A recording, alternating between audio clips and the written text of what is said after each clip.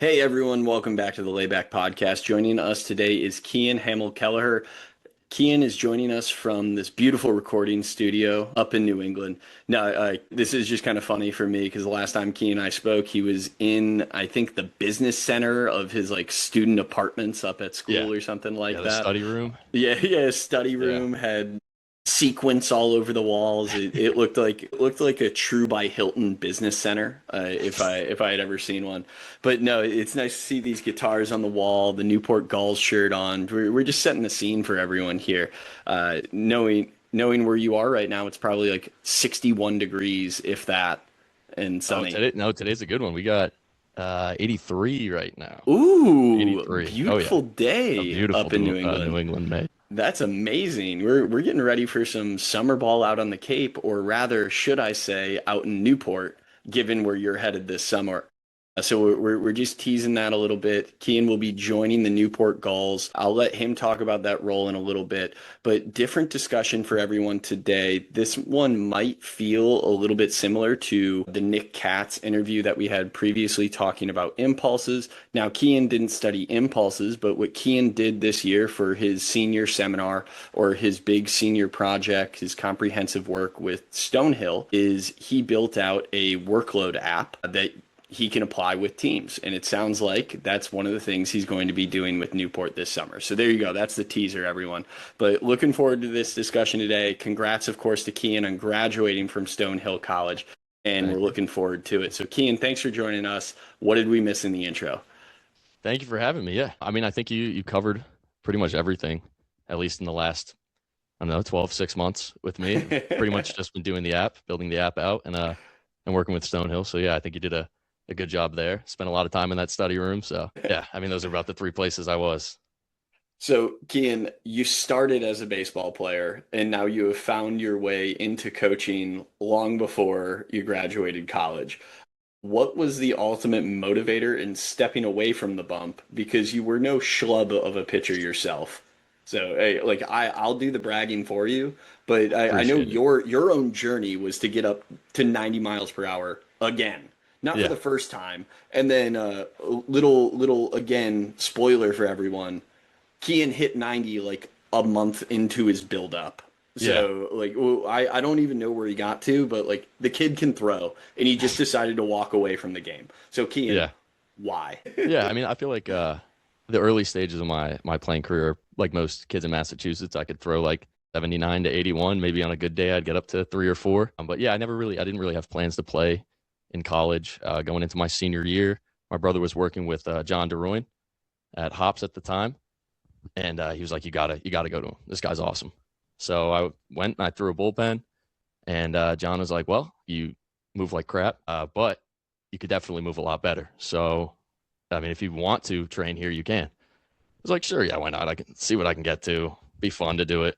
And then in like 3 months, I think I was 84 to 87 because John's an absolute wizard. And then Stonehill wanted me to throw a bullpen there, threw a bullpen there, and they offered me. So I went from not wanting to play at all in college to 3, 4 months later getting an offer to play to, at the time, D2 school. And then once I committed, they said, we're going to go D1. So I was like, oh, sweet. I just went from throwing 70 miles an hour to getting a Division One offer and Division One commitment in 4 or 5 months. So it was a pretty wild ride. And then I didn't. This is, I guess, where my workload journey, at least my relationship with workload, started. I always had shoulder injuries from the velo jump. I was 6 feet, $150 soaking wet. I was like, why do I need to work out? Chris Hill doesn't look like he works out. So obviously my body's the same as his. That was kind of my mindset. I kept getting hurt. John, as well as Matt Hopkins at Hops as well. They're like, you need to start lifting. So I started lifting. Things got better once the season started. I kind of stopped lifting, and I don't have an illustrious high school career. I probably have like 10 total innings pitched. Again, don't even know how I made it to college to play baseball, but somehow I did. And by the time I got there, I was back up to mid upper 80s again. By my first or second outing in the fall, I was like 86 to 89, topping 91. I was like, this is awesome. This is how it's going to be forever. And then through the fall, I lost like 15 pounds. I was down to 82 to 85, like maybe scraping 86 with a pocket radar. From there, it was just a big mental toll on me. I was like, I don't think I can do it. And then I quit from there. And so that's kind of like first or second run in with workload. That was understanding that it's not just the physiological strain on the body; it's also the mental toll that it takes. After that, I stepped away from baseball, and then about a month or two later, I was like, all right, I miss it. I want to coach, so I went back to my high school, coached 2 years there as a varsity pitching coach. I also joined Garcia Parra Baseball Group, AAU outlet up in New England. I think they have some over in California as well.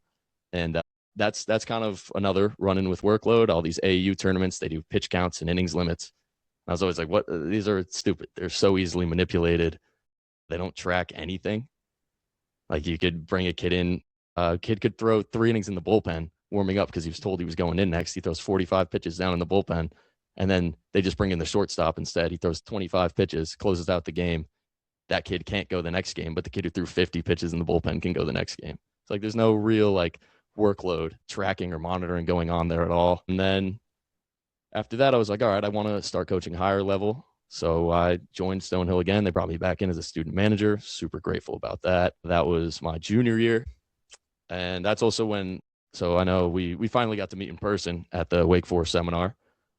That was, I wanted to go to that in 2025 as well, but I was 24, but I was in Florence, Italy, so I couldn't make it. Not a bad place yeah, to miss it for. Would have been a bit of a hike, definitely. But yeah, and then so I was working with Stonehill through that year. We had a lot of injuries, and I was just trying to figure out why we had so many injuries. You know, there was some changes going on in like the strength and conditioning department for the school. So a lot of guys were kind of doing their own lifting or not lifting enough, lifting too much. And then I worked with Newport. I was supposed to just be the TrackMan and Synergy intern in that summer, last summer. And then their pitching coach couldn't make it. So to like kind of lighten the load from the new pitching coach they had to bring in, because he came in like a week before the season started, they like brought me into the dugout. So I was in the dugout the whole year, going over game reports with guys, watching video, kind of creating a little bit of some like programs for some drill work and stuff throughout the summer. And that's really where I kind of fell in love with wanting to create an app where you can track your workload. You can build out a full program for guys and make sure that they stay healthy. Yeah, I mean, that takes me to, I guess, now, kind of. It's a long-winded story, but yeah, I guess that takes me to now. Or at least the motivation to get to now. Yeah. So yeah. you go through last summer. That was kind of the motivation for creating the app. And motivation is one thing, but then there's another to actually do it. So you step foot on campus, and how do you present this project? If I recall properly, you also did this for your communications major, correct? Yeah. So it's not like you did this in some sort of science-backed space. This is just something that meant a lot to you and means a lot to the industry you ultimately want to work in, but the vehicle to graduate college for you was through communications. So you had to somehow take workload management in the baseball space and apply that to the communications world. So maybe we want to go that route, and you just talk about the way that you were able to swindle your college into letting you do baseball performance training and throw tracking for a communications presentation. But I don't know. This is choose your own adventure. Go right ahead. Yeah. So the idea for the app kind of came as the fall was progressing. A couple guys were coming back from surgeries from the past season or past year in general. And I just was like looking at their programs, and I was like, I don't know how this can help. Like it's just like a regular copy and paste surgeon program. And so I wanted to kind of create a workload app. You guys, I joined the Baseball Rehab Network's seminar that you guys did. That was kind of another thing that sparked the want for me to create the app. I was like, I really like this idea, and the velocity based zones that you guys use, those are the same velocity based zones that I use to assess load the players. Yeah. So then from there, I took the capstone in the second semester. So this past semester, and after going down to Wake Forest, a lot of it was focused on workload this year. And so I kind of floated the idea of creating this app with a couple people. I brought it up to you. I brought it up to Casey Mulholland, and you guys seemed to say, yeah, it's a really good idea. So I was like, all right, if I get that stamp of approval from you two, then that's definitely something I should follow through with. And then I needed something for my capstone. I didn't want to do something boring. So I was like, okay, how can I turn creating this app into my communication media studies capstone project? From there, I was like, I think if I just spend most of at least the paper part talking about the building out of the app and kind of marketing the app through social media, then that can work. And I seem to get by being able to do that. But yeah, so then that's what led me to posting on Instagram about using the app to get back to 90 miles an hour and stuff like that. Yeah, so I just got to throw a ball and create an app for a whole semester and get That's a college credits. pretty good senior seminar project or Yeah. comprehensive course. I would be willing to bet if you could tell someone they get college credit for that, you're probably going to get a lot of people signing up for it. However, it took someone to actually figure out that this can be done. So props to you. Closed mouths don't get fed. You figured out Yeah. a way and you got it done. Now let's get into the weeds. Let's actually talk about how this applies, how we can hopefully change the world of baseball. Because this for you, it wasn't like you were just trying to swindle your school. I was throwing out jokes Yeah. about that. This is a very important topic. It's obviously a hot topic in our sport. So taking on this project, Cian, obviously there have been other workload models out there. Is this to you just a rebranded, more consumable version of the workload models that are already out there? Or did you create something new or different? Yeah, I like to think I created something new or different. I'm not sure entirely of everything that's out there with the workload models, but what my app does in particular, I call it the Throw app. Not very, very creative, but I figured if I capitalize all the letters, then it looks a little more official. So yeah, what I did for the Throw app was I did the regular velocity-based zones, and then kind of just exponentiated it. So for every throw, instead of it just being zone based, there is like if something is 99% as opposed to 98%, there's a slight difference in the load that gets assessed to the athlete. And then also if you have a wearable, like I have the Polar Loop, some people have Whoop, Apple Watch, whatever the new Google Fit Band, anything like that.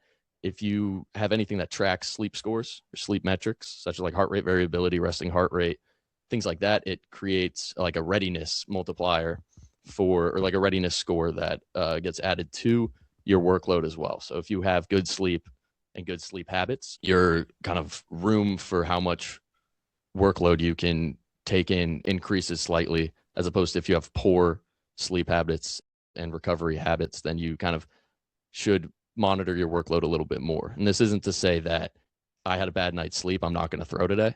Obviously, at the end of the day, the workload monitors are just kind of a guideline.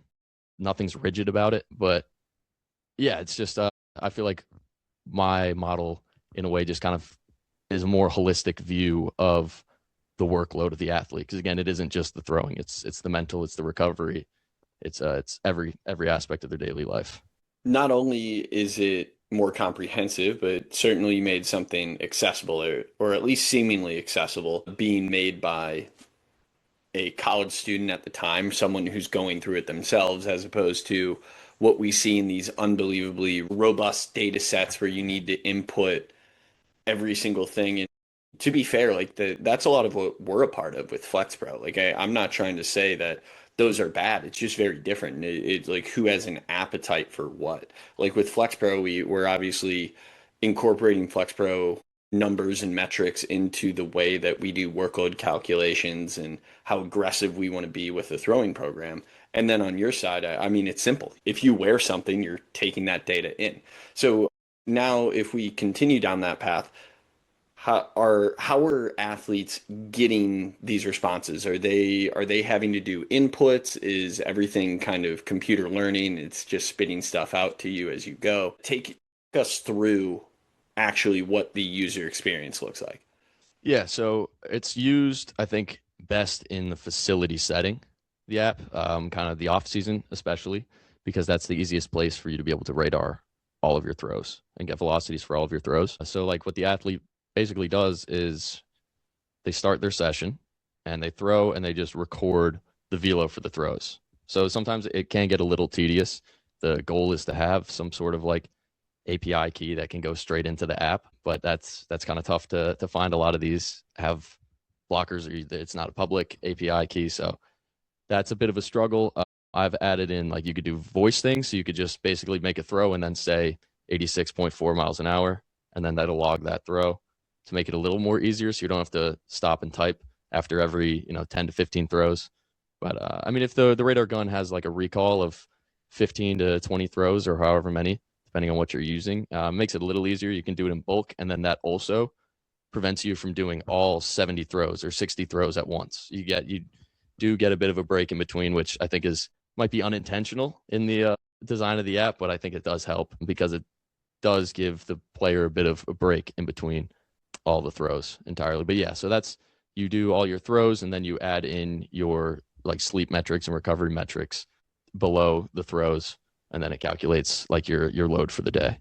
And in the app, did you do anything prescriptive from drill sets or recommendations, or is it truly throw tracking workload recommendations? Yeah, so in the program section, as you're building out the program each day, you can add certain mobility and like throwing drills as well.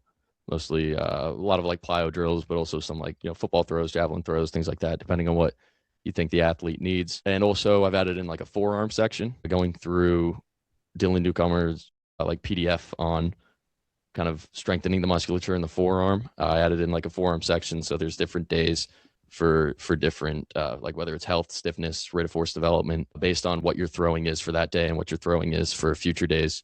Coaches can add in forearm sections and other strength sections on top of drill work, strength work, mobility work, and things like that. So the athlete has everything they need for the full day in the app on their daily program section. So, to an extent, you created somewhat of a skeleton or a base that a coach or a facility can build off of. There are principles or things that you believe in strongly, like the velo zones or the calculation that you actually use to create a workload metric. But beyond those things, it's more or less a structure that someone else can build upon. Definitely, yeah. So going in, the goal was kind of just to do workload. But I think my long term goals are to be in player development in some way. I think that's why I went back to Stonehill. It's why I wanted to be a student manager at Stonehill. It's why I'm going back to Newport this summer. I really like pitching development and player development and just like human performance as a whole. So I think in the back of my mind, the goal was to build out a player development app, especially like for pitchers. But I think workload and health at the forefront of development was just kind of the starting point for me. So yeah, I'd say it's definitely like a skeleton of a player development app that a coaching staff can use, or just like a remote coach can use to monitor their athletes. Just kind of an easier way to communicate with the athlete and have everything in one spot. Possibly a really tough question here, but what did you learn about workload in the process? It's more intricate than I thought, I think. I just kind of figured, growing up at least, going through the school of thought of I threw 75 pitches today. That's all the throws I made. It's like, yeah, I probably made about 185 total in the day. So it's a lot more tedious, but I think the people that want to do better and want to be healthier, they will be tedious in their work. They don't care if it's, they have to spend an extra 10 minutes or 5 minutes entering in the throws that they made. Yeah, I think workload is everything as well. At the end of the day, it's everything that we do contributes to workload. And I think that's something that I got hung up on early in the app is like, how can I make sure this encapsulates everything that the player is doing? That's something I'm still trying to work on, like especially once we hopefully adding in like lifting to the app as well to get the full body workload. Yeah, I think I got hung up on that at first, and I had to take a step back, and I'll just do recovery and throwing for now, and then continue to build it from there. But yeah, I mean, I think I viewed workload kind of like how everybody else did, a very elementary way of just like the throws that you make, the innings that you throw, instead of the fact that it's everything that the athlete does. And were there any major surprises to you in the process? I don't even know if I can guide you here, just like something that you read or something that you found in the literature doing your research, like, whoa, like never really thought about it this way. Or like just taking a step further from what you just shared, like workload really is everything. I'm sure that wasn't like the most surprising thing to you Yeah, because that can make sense. You've been around the game long enough. You know that lifting makes you tired. If you don't eat well, you're not going to have energy. Like that yeah. stuff makes sense. But I'm curious if there was anything that kind of like slapped you in the face or really made you take a step back and be like, whoa, like never thought of that. I would say just like the relationship between weighted balls and workload a little bit. Like I had a conversation I had this with you as well as with Casey Mulholland about it a couple months ago when I was making the app because I couldn't wrap my head around the idea of me throwing a 450 gram ball, 65 miles an hour, 70 miles an hour, being a 70-mile-an-hour throw. Like I was like, I've got to be able. There's got to be some way to like exponentiate it to relate it to the 5-ounce ball. And I was just trying. I couldn't wrap my head around that. And he was like, and when I was talking to Casey, basically just said, "How hard did you throw the ball?" And I was like, well, 70 miles an hour. It's like, then put 70. I think we have no reason to not think at the moment that that's not just the same pretty much torque on the elbow as a 70-mile-an-hour throw with the 5-ounce ball. And so I think just continuing to do research on that, that was one thing where it was just when it blew my mind. It seems very simple, but it just kind of blew my mind to be like, yeah, I guess that is 70 miles an hour. Yeah. We can probably spend some time on that and maybe just put our heads together. I 100% agree at the most basic level that at some point you need to define what's important. And for what we know as an industry, that if we are going to base workload off of velocity, which is probably the strongest metric that we have right now to do so, what is the point of doing anything else but basing it off of velocity? Then we don't need to overcomplicate. Because right now, we don't have a way to measure impulse or time under the curve or exposure during layback, which Mm-hmm. I know was where your head was starting to go. If we're throwing a Yeah. heavier ball, like, oh, well, I'm in layback longer. So although the torques are less, the stress is higher. Yeah, like that's a really good thought. And I would agree with you that I think that you would be right in saying that. But we just don't know how to define that as an industry right now. Yeah. Yeah. I remembered reading, it was right after the Wake Forest seminar. I think it was Hans Kohler. I think I might have sent this over to you. The Javelin study about like energy flow Yeah, yeah, yeah. differences in joints. I thought that was like, I read that right before I started making the app. So in my head, I'm like, there's got to be some way for me to, I think it was about how like the energy transfer is similar in the shoulder, regardless of weight, but as weight goes up, it's like higher in the more like distal joints. And that was like, I was like, there's got to be some way for me to bring this to the app. Extrapolate. And I was like, Yeah. I just couldn't wrap my head around it at all. Well, I'm glad you didn't spend too much time trying to wrap your head around that. I'm sure that was keeping you awake at night for a week or so because you obviously wanted to build something out that you do think is perfect or that can scale. But you'll often find yourself in situations where simple is better, and simple doesn't mean that it's stupid. It just means that it is more all encompassing or more people can find application for it. So let's take that as an avenue for discussion for a little bit. I guess, like, how does your current app scale? You talked about adding in lifting. Are there other things that you see as the future for it? But yeah, well, I think the goal, I mean, even for myself, is I want to have athletes on the app. So I would like the goal is to use it this summer, use it in Newport, and pretty much have player profiles and get feedback from athletes. Be like, I don't like this part. I like this part. I think that's the thing that I haven't been able to have. I've had a couple of people at Stonehill used it.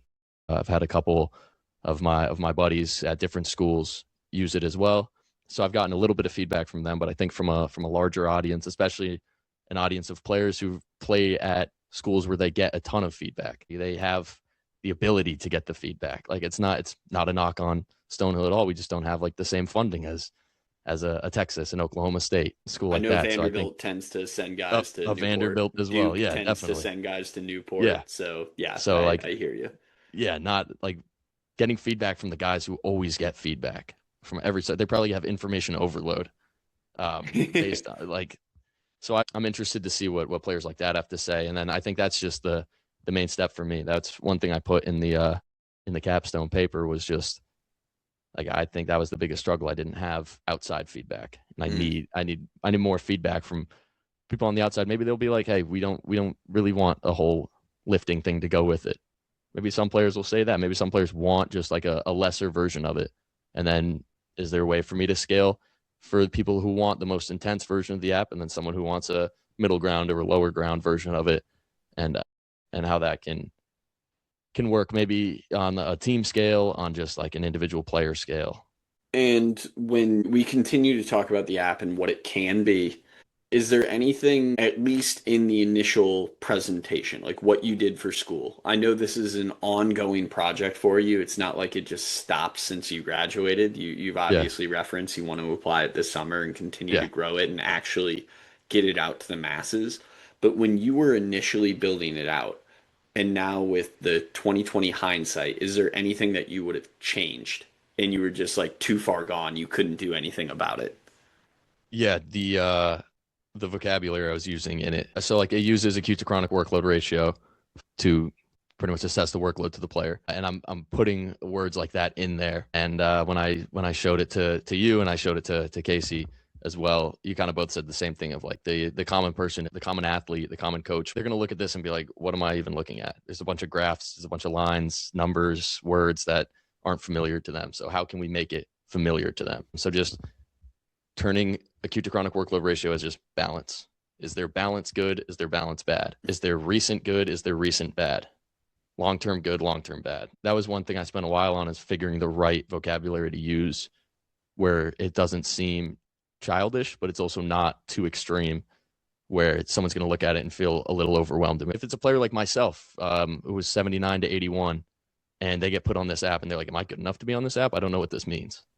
They might feel intimidated by the app. And the whole goal is to, I wanted, as someone who was learning as they built it, I wanted to create an educational environment for the coach and for the athlete as well, where they can get a better understanding of workload, as like better understanding of a healthy workload as they build a healthy workload themselves. And I think even for families as well, a parent can share an account with their son who might be training at a facility or something, or maybe their high school team uses it, and the parent can learn through the app.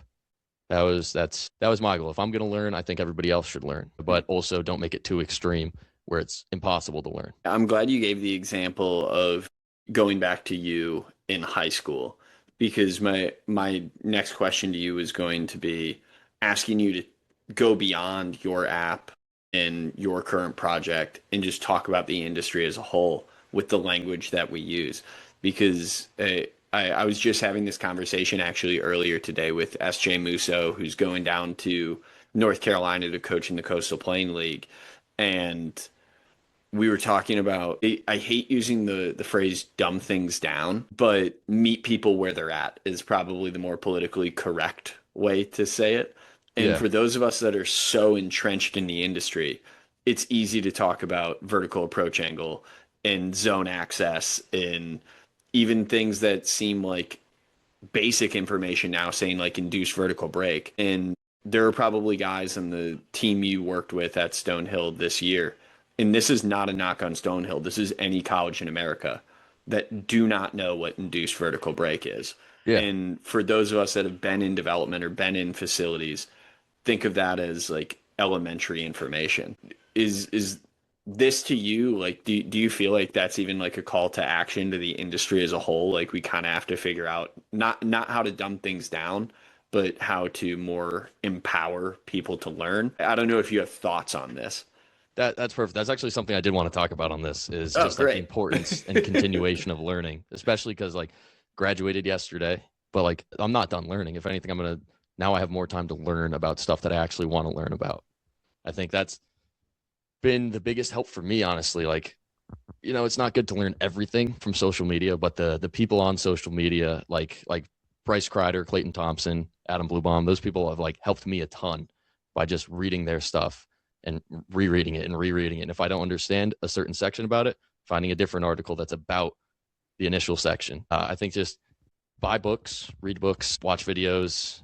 Everybody starts at a certain spot. If I went back 3 or 4 years ago, I wouldn't know what induced vertical break was, like a horizontal break. I probably 4 or 5 years ago, maybe. But yeah, I think that's what like the best at player development in my eyes are the guys who exactly can meet an athlete where they are and understand that the athlete's education level at that moment has to be yours as well, or at least you have to communicate at the same education level as them. Yeah, I mean, and then also getting to like learn from you, from Casey, from John, even like guys like Lance Brzdowski has helped me a lot.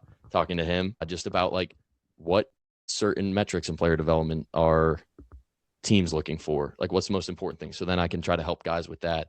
Like over the summer, that was a big thing for me, is like these guys want to get drafted.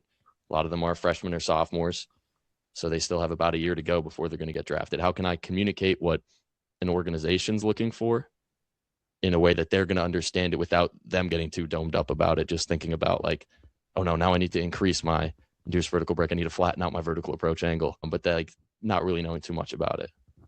We've talked about workload, health, giving athletes an opportunity to track or rehab. You've obviously learned in this process, workload is so much more than health. It's also development. We can use it as a Yeah. tool to get athletes better. Maybe this is an opportunity for you to, I guess, spoil the results of how much better did you get from using your own app? Yeah. So since I stopped playing, I haven't done a full ramp up or like a full scheduled ramp up in, 3 years, 3.5 years. But even then, the times where I did throw, I'd throw for maybe 2 or 3 days straight and not really understand what I'm really, I would just throw as hard as I can and be like, oh, why am I only throwing 82? I used to throw 90. And then my arm would feel like I would fall off the bone if I took a wrong step after 3 days of throwing. So, I mean, I was 2.5, 3 weeks into this buildup, and I think it was a couple days before I finally hit 90. I was talking to you. You were like, well, are you trying to build up to be a 2 inning relief guy, or are you trying to build up to hit 90 once? I was like, okay. So I changed the program a little bit to be more centered around high intent throws, get rid of the low ground throws, the 50 and 60, 70% throws. So I learned a lot about there's a lot of context that needs to get put into programming. It's not going to be one size fits all. And then just about myself too, where I can push myself definitely further. I think that's a case where a lot of people are afraid to push themselves early on, um, whether it's increasing volume and then doing intensity later, things like that. But yeah, I think having an actual scheduled out program for you, especially early on, is really important. That's where a lot of people are getting hurt, like early off season, and just being ready for the demands of throwing. You can't just make a bunch of throws at 70 miles an hour and then try to throw 90 the next time you're out. So Because that's not what you did at all, right? You yeah, no, didn't. definitely not. So how hard did you end up throwing in the So I got process? to What was it? 91. Okay. Yeah. All right. Not bad. Hey, you eclipsed the goal. You got to Yes. 90 pretty quickly. Yeah. That was like once I got to there, I think I spiked the workload a little bit, but I was fine with doing, I was like, the recovery was really good. So the app was telling me I was in a good spot. So I was like, all right, I'll just trust the app. Got to continue to trust the app. I didn't get hurt. So after 7 or 8 weeks of throwing, so I would go over what the recommended was because at the end of the day, it is just a recommendation. It's a baseline. It's an educated baseline, but it's a baseline nonetheless. So I would feel comfortable maybe making 5 to 6 extra throws off the mound and then see how the body felt. And if the body was responding well, then understand that I can do that. Yeah, just be extremely context based with it, and then taking the body's feedback and changing programs based on that. Because again, not everybody's going to respond the same to the workload, even if you have two players on the same program. One of them's going to probably be able to make more high intent throws and recover better than another guy. At the end of the day, it's a guideline and it's super context based. Maybe that's something you knew ahead of time. Maybe this was just reassuring for you to experience that. For the athletes, the few athletes that have been exposed to this so far, what's the feedback been like from them? Like, what have they learned as you have been more of a workload educator? I think a lot of them learned that a lot of programs that they've gotten in the past haven't set them up properly. A couple of the guys were guys who kind of got hurt early in the season, and then this was a build up, so they're a little more scared to throw early on. But yeah, I mean, most of the guys are like either working back or they were on different throwing schedules. So most of the app stuff was just kind of program drill work right now, and then their school coaches had them on other throwing programs. So a lot of their actual like full program work on the app will be done in the summer. So again, it was maybe one or two guys. So a lot of the feedback was just kind of like, it's good to see numbers. Like even seeing something where it says you're in a good balance is reassuring to them. Yeah, it was mostly just most of the feedback was just kind of like user interface based. But yeah, I mean, nobody got hurt out of the two guys, so that's good, I guess. It's a great sign. It's a Yeah, great place to start. yeah, It means you at least have a decent knowledge of the actual applications of acute to chronic workload ratio. And by the way, I do like the phrasing of balance for acute to chronic workload ratio a lot. How did you ultimately come to the word balance? What else were you kicking around? I was just kind of throwing a bunch, like scrolling thesaurus.com. I was just going through a ton of synonyms, and I was like, balance is good. Everybody wants to be balanced in life. So why not be balanced in your workload? And good balance. You see bad balance, you're like, I don't want to be unbalanced. Yeah, and everyone Yeah. knows it. Like, I Yeah. mean, by saying the word unbalanced or bad balance, we can Yeah. picture it. I immediately see it. So Yeah. I do think it really strikes a chord in the best way possible. As soon as you said balance earlier, I wanted to commend you for choosing that. I do think that is perfect phrasing. So I you appreciate it. definitely nailed that one. I don't know what any of your professors said, but I think that is a good example of meeting the athlete or meeting the family where they're Hmm. at. Thank you. You're welcome. I'm sure there are other things in the kind of like 2020 hindsight that you wish you could correct or if you were able to scale this. So I just want to spend more time on it because you've had this opportunity now to look back on what you'll, I guess, finally be able to do because you're not chasing a grade, you're not chasing graduation. Now Yeah. you're actually chasing production. Yeah. So while you're chasing production, what other changes do you think you'll make? Or when you look back, like, is there code that you need to rewrite or adjustments you need to make? Yeah. I think the goal now is making sure that it can handle creating different teams on the app. So like that, my interface will be different from a coach's interface, which will be different from a player's. Like players right now, they see the dashboard, which is just like they're throwing for the day, their workload, telling them that they're in a good spot and what they have to do for that day. And the coach dashboard, the goal is to have the ability to kind of see everything for all of your players. So right now, it's making sure that that's going to work while there's multiple teams there. So that a coach of team A isn't seeing the production from players on team B because that'll ruin it. That's eliminates all like confidentiality from it. So I can't have that. So the goal is to make sure that it is like we have the ability to scale it to a multi-team level and even just like a multi-coach level. Make sure that a team can put 3 or 4 coaches on one team. You can be a coach for multiple teams, things like that. And have you stress tested any of this yet, or is this just what's to come? Yeah, I've created like a bunch of fake emails and tried to create fake coaches through that. So it's still like it's a little finicky, a little, but that's what I was working on earlier today. Is making sure that we have the ability to have multiple coaches in there because that'll be the goal this summer at least, is so that coaches can see what their players are doing and that they're not There seeing we what other go. players are doing.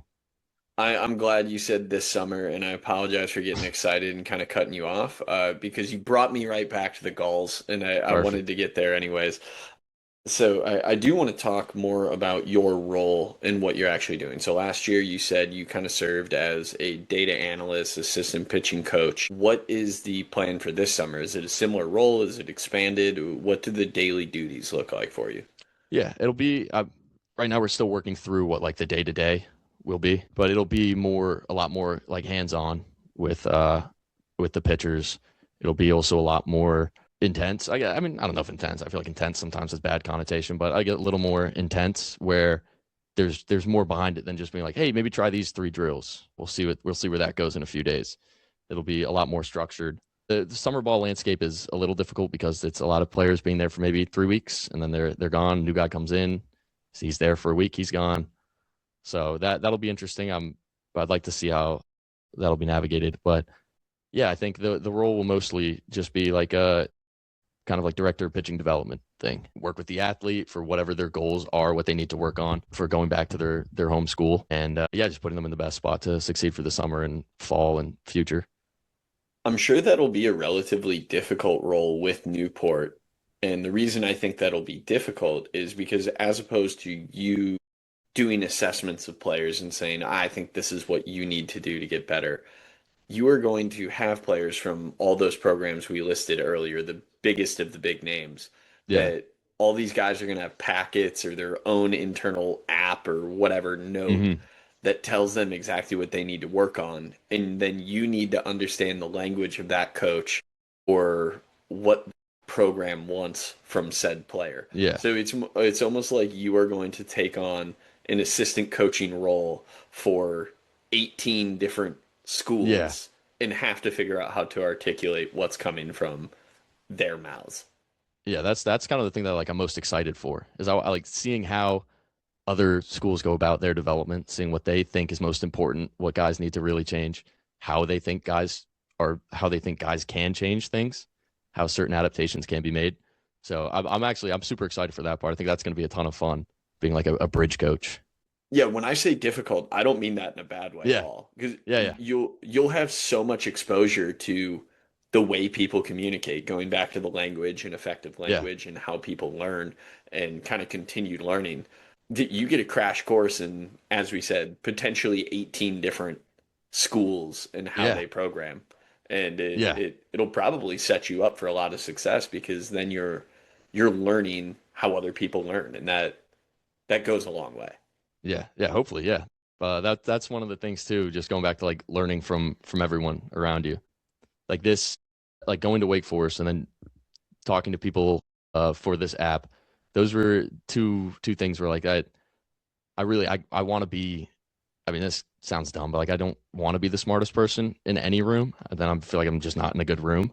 Right. Like I want to be able to learn from people around me. So I think seeing those packets, I'll just get to learn from 18 of the best coaches in the country, and then just continue to expand on. I'd be able to probably change certain aspects of the app, update certain things based on what maybe picking up things from other coaches, seeing maybe this school does this. I don't like what they do. Let's see where they're coming from. Why do they do this? Or in the other way, I really like this. Why didn't I think of this? How did they come up with this? Along those lines, if you could map out the ideal role at any school at any level of baseball, what is that ideal role for you? I think just like it's kind of more along the lines of like a human performance role, but mostly working with pitchers. Anything in pitching development.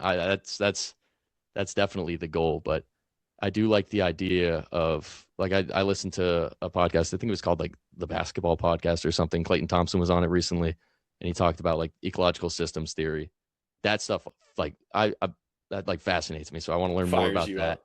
Yeah, I just I like the way that he approaches development, and I think that's kind of something where at the end of the road, that's where I would want to be. Yeah, well, you sound like you're destined to be in the Chicago Cubs organization because that's how they think. I don't know if that feels good for you being a New Yeah, Englander, but yeah, uh, I feel like there's a mutual respect between the Cubs and the Red Sox. years of Years of turmoil. suffering Yeah. in the same ballpark. The only teams that still have the OG ballparks. So Yeah, yeah, maybe there are more similarities there, and I shouldn't have said that with apprehension. I should have known that there's a mutual respect there. But no, I know that's just from working with some people in the Cubs organization, getting exposed to a lot of what they're trying to do internally. It seems like the human performance approach kind of reigns true, and we obviously saw that this past year at the Wake Forest Player Development Seminar with how they're trying to structure their Dominican league or yeah, their Dominican complex with the basically training players to train, not as much training players to yeah, play because they know that they need to get these players a certain level of exposure, and that certain level of exposure to these skills or to these tasks is ultimately going to be what gets them to be able to go to the States and move on. And yeah, it goes right back to workload. I mean, that to me might have been the best workload presentation of anyone, at least the most impactful to me when it came to the Wake Forest seminar last year. yeah. That was the Bolognese one. Yeah, yeah. Yeah, very interesting, fun as well. Yes, but that to me was a perfect representation that workload is so much more than just throwing, so much Yeah, more than just swinging, because those guys, the task that they were preparing for was the task of practice or the task of doing more reps, and they knew that that is ultimately going to be what gets these guys better, which is so weird when you apply workload to baseball that pitchers, it makes sense. Pitching is a ton of work. But then when yeah, you look at hitting, we don't need to prep hitters to be able to take 11 swings over the course of a Yeah, baseball game. That's easy, right? It's how do we prepare a hitter to take the 150 swings that they might need during a day to get better, to yeah. then be able to take those 11 swings more effectively in a game. Very Like interesting concept. the scheduling to it wasn't just hitting and then lifting. It includes lunch. It includes their English lessons that they're taking. Like it is fully encapsulates the workload of the human and not just of the athlete, which like that's again the goal of the throw app at the end of the day. But right now it's mostly just the workload of the athlete. So yeah. This is going to lead to potentially a very strange question for you, Cian. Okay. And the reason I say it's strange is because I'm not even sure the best way to ask it. But I know when we were prepping for the conversation today, you pulled up some of your notes on the side from the project. I'm just kind of curious, like, what notes did you pull up? What haven't we covered that you can kind of share as insights from your learning? Because I know you have stuff. Yeah. It looks like potentially on multiple screens here. I Yeah. just want you to divulge what you can divulge. You obviously put a lot of work into this, and it's hard for me to know what to ask when I didn't follow every single step of the project. I just know the conversations that we had, and I want to learn more, and I assume others out there will too. Yeah. A lot of it is like the research papers, a couple of them being on like college baseball pitchers, preseason workload programs don't do a good job. You know, fatigue is the key thing to look at in workload. I think that's why also I want to include more than just throwing because the fatigue is going to be everything they do. Maybe they took a test that day and they're just burnt out. They took a 3 hour Hmm. exam or something, or they anything that was a high stress thing that happened earlier in the day. That includes part of the workload as well. And then I also just have a couple other things like looking at different workload in like I guess more just fitness apps like Whoop, apps like that to just base my interface off of because my initial interface was terrible to look at. I hated using the app. It like just looked so bad. So just getting more sleek in the design, again, changing the wording, things like that. So that's a couple of the notes as well as just going through my notes from scrolling other apps and seeing what they looked like and how I can make those changes over to mine as well. And then mostly just like the importance of like education and learning. I put that in the notes, just like different things that I'm reading now and looking at. Like I just bought the Art of Science and Engineering and Design of Everyday Things. That was one of the books from the seminar as well. Most of the books that I've been reading are from like Bryce Kreider's reading list that he posted on his blog. So I've been trying to read more things that aren't baseball and how can I apply these to baseball and just human performance and player development in general. No, I I kind mean, of just I talked about anything there. I don't know. That was no, I just no, that's started looking good. I at mean, both screens. no, I appreciate that. I ask you to Yeah, share what all went into this. So now, yeah. again, weird question. What did your professor say? She was like, "This is good. I liked it," but she doesn't. Her son plays baseball, and he always has he says his shoulder hurts all the time. So I was like, "All right, get him on the app." I don't know. Might have your Yeah, first client. yeah. I was like, "Let's get him on the app." No, I think she, again, like going back to education and learning, it was something new for her, like most of the people in the class. And I think that was the good thing about the classroom was a lot of people who wanted to learn about different things. A lot of people did like creative personal projects the same way I sat through 7 other projects or whatever it was, 9 other projects, and saw people talking about things that they really enjoyed. That's fun to do. I think she realized it was something I really enjoy as well, and thought I articulated it well, at least in the presentation setting. So yeah, I don't know. I seem to You enjoy it. graduated, Yeah, I so graduated, so she had to have enjoyed it enough. learning about this, like getting to look under the hood, Cian has been really cool. But I know there is more than the app. There's more than summer ball. So I don't know if you have thought much beyond summer ball at this point, but where are we going to be in August or in September? Do you have any plan there? Probably still at my parents' house, but you know, no, no, I'll be looking for. I mean, any opportunity really, something Like where any coaching or opportunity. Yeah, coaching, whether it's like private sector or entry level, like professional, or maybe looking into like college, whatever level. Really, anything where I feel like I'm in an environment that aligns with what I believe or how I believe player development should be approached. That's really anything where like anything where I can also help contribute to paying my loans. That'll be good as well. So But yeah, no. Just yeah, finding like a next opportunity in the baseball player development world that I feel like kind of aligns with what I want to do. Whether it's maybe getting some getting some like clients on the app, maybe working with certain teams to get their full team on the app, things like that, or just working with a team in general. Where can people see the app? Because if I'm not mistaken, it's not fully public yet, but you have your highlights on Instagram, Yeah, correct? yeah. So Kelleher pitching on Instagram.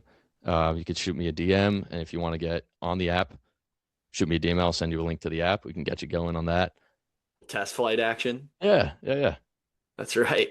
So you said Kelleher pitching on Yeah. Instagram.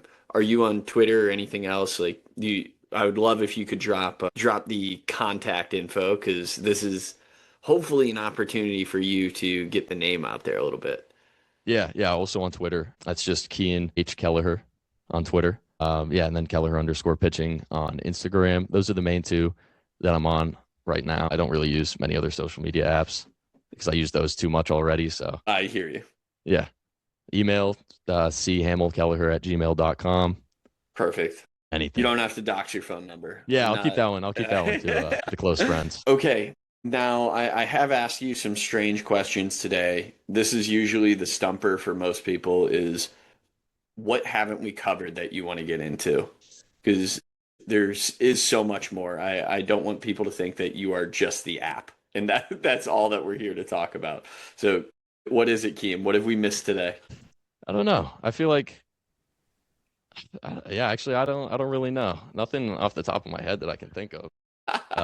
I came in mentally focused to talk about the app, so I guess I'm kind of blanking on things outside of that. That's okay. Do you feel like we've covered everything on the app? Yeah. Good. Yeah, I feel Okay. like Well, then we the did our question, the job. line of questioning was very good. Well, I appreciate that. I know I stumbled over a few, but hey, that's it's the I did the beauty of same thing. editing. It's the beauty of editing. Now, we'll shift gears a little bit. Doesn't much pertain to what haven't we covered, but given the time of year, who's going to win the College World Series? Jeez, I have no clue. I mean, UCLA is an absolute powerhouse this year, It would appear but be so. a I chalk think, pick. yeah, hey, the betting man would say I'll do it. UCLA, Yeah, I'll and go chalk. I'll go chalk. That's fine. that's fair. They've been Picked the best Michigan to team win all the year. pick It's picked Michigan to win the national championship for basketball, so that worked uh, out. could be a I'll go chalk chalk. year, Yeah, 2026 all the way through. year of the chalk. Indiana. Yeah, this might be the year of the chalk. It could be. I know you are biased in this situation that the Newport Gulls should win the NECBL. Will, will. Will Yes. will win the NECBL. How'd you guys do last year? Were you champions last year? No, we were not Hmm. champions last year. So Okay. tip I on the shoulder apologize. for this year. Big time. But I'd love if you could, I guess, shed a little light on the NECBL. I am a college summer ball nerd. I love college summer ball. I feel like, gosh, I don't know if I could list every team in the NECBL because names also change a lot, but I think I could get pretty darn close. I'd love if you just talk a little bit about the history of the NECBL, even the Gulls in general, Cardines Field being one of Yeah, the most unbelievable ballparks in America.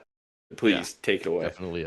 Yeah, Cardines Field is definitely an unusual ballpark. Short porch and right field, but the fences are like 37 feet tall. It's like a green monster all around. But higher. There's a little jut in like right center field. That's makes it like you could just kind of flick one to right center field, 340 feet that goes out somehow. But then you could hit one 380 and it stays in. There's houses all around it. Batting practice is just destroying the shingles on a roof. Other ones go into like a daycare in left field. It's right on the water. Fog rolls in half the time. It's awesome. It's what baseball is all about. Are both dugouts on the same side? Yeah, both dugouts. Yeah, don't know how I skipped over that. Both That, dugouts right that next might to be each one of the other. crazier ones. It's insane. It's actually insane. To like the first game, I was so confused. I just walked in. I was like, we're just hanging out with them the whole game. I mean, it How's makes for that a good go? conversation sometimes.